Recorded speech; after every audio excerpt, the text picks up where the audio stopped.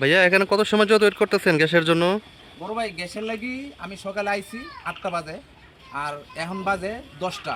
তারপর আমি গ্যাস, এই দেখেন কত বড় সিরিয়ালটা দেখেন ভাই, এই যে গ্যাসের সিরিয়ালটা দেখছেন, এই যে সিরিয়াল, এই গ্যাস পাম্পে আমি এখন যাওয়ার পরে এই গ্যাসের সিরিয়াল আছে, গ্যাসের সিরিয়ালে যাওয়ার পরে আমি মাত্র 200-150 টাকা গ্যাস পাই। তারপর আমি ডিউটি শেষ করতে পারি না, আমাদের স্যার যে আছে স্যাররা বললে তুমি গ্যাস কিনে নিতে পারো না, আর কইলে বিশ্বাস করে না। তো এখন ধরেন না গ্যাস পাম্পে যামো, আবার বিকেলে ধরবো, আমি ডিউটি করবো নাকি গ্যাস নেবো, এই অবস্থায় এখন স্যাররা আমার প্যারা দেয় তুমি গ্যাস নাও গ্যাস নাও। তো গ্যাস না নিয়ে আমি কীভাবে ডিউটি করবো? যদি কয় তাহলে চালাও, তো গ্যাস আছে, গ্যাস নাও না কেন? তো গ্যাস নিবো, আমি গ্যাস পাম্পে সিরিয়াল দিতে এই যে গাজীপুরে গেছি, গাজীপুর যাওয়ার পরে দেখি বড় বড় লরি ট্রাক ট্রাক ঢুকে রাখছে, ঢুকানোর পরে ওখানে আমাদের বলে গ্যাস নাই, কিন্তু গ্যাস ঠিকই দিচ্ছে, বড় বড় লরির ভিত্তিক সিলিন্ডার অনেক।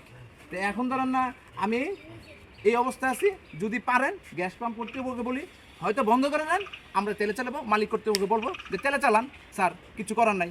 এখন সেটাও বলতে পারি না এই কথাটা। তো